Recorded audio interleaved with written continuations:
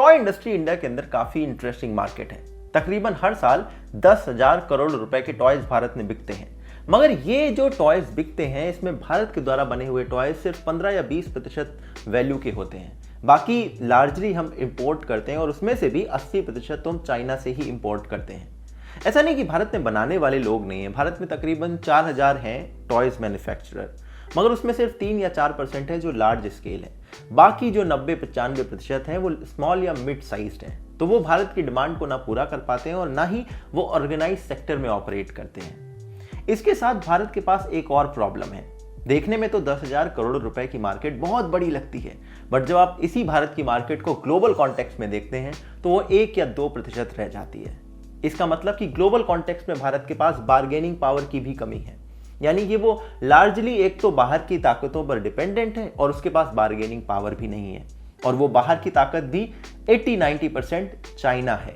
इसलिए भारत के पास कई सारी अनूठी प्रॉब्लम क्रिएट होती हैं टॉय इंडस्ट्री में, और चाइना पर डिपेंडेंसी भारत के लिए बड़े बड़े खतरे पैदा करती है, जिस पर हम आगे बात करेंगे। अब चाइना से क्या प्रॉब्लम है उस पर बात करें। पहले ये तो मैं आपको बता दूं कि हमेशा से ऐसा नहीं था। 1980s तक तो इंडिया के अंदर बनने वाले टॉयज से ही हमारी डिमांड पूरी हो जाती थी। फिर 1991 आया, लिबरलाइजेशन हुआ, हमारी मार्केट्स खुली, और वहीं दूसरी तरफ चाइना अपने गेम को स्टेप अप कर रहा था। और एक तरह से अगर देखें तो पिछले 30 सालों में उसने इंडिया की मार्केट को पूरी तरह से हथिया लिया है। बट 45% एक्सपोर्ट जो टॉयज का होता है वो चाइना अकेले करता है, और 75% मैन्युफैक्चरिंग पूरी दुनिया में टॉयज की चाइना में ही होती है। जहां एक तरफ इंडिया की बार्गेनिंग पावर बिल्कुल कम है, वहीं दूसरी तरफ चाइना इतना बड़ा शेयर लेकर बैठा है मैन्युफैक्चरिंग में। तो ये दिखाता है दोनों कंट्रीज के बीच में कितना ज्यादा गैप है। चाइना से इंपोर्ट करने की वजह से दो बड़ी बड़ी प्रॉब्लम हमारे देश में खड़ी होती हैं। पहली तो ये एसोचैम की रिपोर्ट जो आज से 5-6 साल पहले आई थी। इन्होंने बताया कि हमारे देश के तकरीबन 40% टॉय मैन्युफैक्चरिंग कंपनीज पिछले 5-6 सालों में बंद हो गई, और उसका बड़ा रीजन है कि चाइना से आने वाला सस्ता टॉयज जो कि ज़्यादा प्रोटोकॉल वगैरह, सेफ्टी वगैरह को फॉलो नहीं करते। और दूसरे वो कहते हैं कि 20% और टॉय मैन्युफैक्चरर अगले कुछ सालों में बंद होने की कगार पर खड़े हैं। और चूंकि ये लोग ज्यादा प्रोटोकॉल फॉलो नहीं करते, बड़े सस्ते में टॉयज दे देते हैं, इसलिए चाइनीज टॉयज के साथ एक और बड़ी प्रॉब्लम है, और वो प्रॉब्लम पहली वाले से भी ज्यादा गंभीर है। 67% चाइना से आने वाला टॉयज टॉक्सिक है। उसमें बहुत बुरी तरह से टॉक्सिन है जो कि हमारे बच्चों के आसपास रहने के बिल्कुल लायक नहीं है। और इन सब चीजों को देखने के बाद मन में ये सवाल उठता है कि भाई अगर चाइनीज टॉयज इतना खतरनाक है और पिछले 30 सालों में उन्होंने हमारी मार्केट का 80% हिस्सा हथिया लिया, तो हमारी सरकारें क्या कर रही थी। और इसी पर बात करते हैं अपने अगले सेगमेंट में। भारत सरकार ने पिछले 30 सालों में बहुत सारे स्टेप उठाए, और ज्यादातर स्टेप पिछले 10 सालों में उठाए। मगर इन स्टेप्स की उठाने की शुरुआत इंटरेस्टिंगली चाइना की वजह से नहीं हुई, बल्कि एक अमेरिकन कंपनी की वजह से हुई। दरअसल 2007 में एक अमेरिकन कंपनी ने मिलियंस ऑफ टॉयज को वापस बुला लिया। क्यों? क्योंकि उन पर लेड पोता हुआ था। अब इससे ग्लोबल मीडिया में टेंशन गई, तो इस पर भी बात होनी शुरू हुई कि टॉयज की सेफ्टी कितनी जरूरी है। फिर भारत की मिनिस्ट्री ने कहा कि चाइना से आने वाले टॉयज काफी खतरनाक हैं। इवन 2009 में कुछ समय के लिए उन टॉयज पर बैन लगा, मगर फिर चाइना WTO में रोते रोते गया और फिर उस बैन को हटाना पड़ा।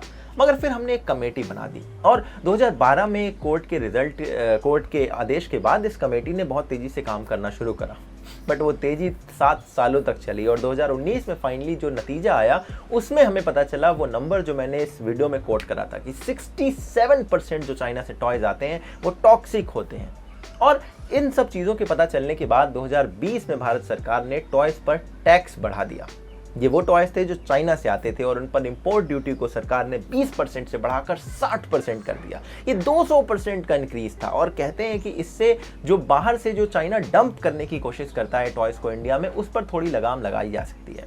जनवरी 2021 में एक और बड़ा फैसला सरकार ने लिया है। वो फैसला है कि टॉयज की सेफ्टी को थोड़ा और सीरियसली लिया जाए। तो जितने भी इंपोर्ट होने वाले टॉयज हैं उनको इस नए सेफ्टी एक्ट को, नए सेफ्टी रूल्स को फॉलो करना पड़ेगा। इससे भी उम्मीद है कि बाहर से आने वाले घटिया किस्म के टॉयज पर थोड़ी नकेल कसी जा सकती है। सरकार ये सारे स्टेप्स एक तरफ उठा रही है, वहीं दूसरी तरफ आत्मनिर्भर बनाने के ऊपर भी जोर दिया जा रहा है। आत्मनिर्भर की बात चली तो मुझे एक वीडियो इंटरेस्टिंग सा याद आया। अभी न्यू के चैनल पर एक वीडियो है आत्मनिर्भर भारत के बारे में, वहां पर टॉयज के बारे में भी एक सेगमेंट है।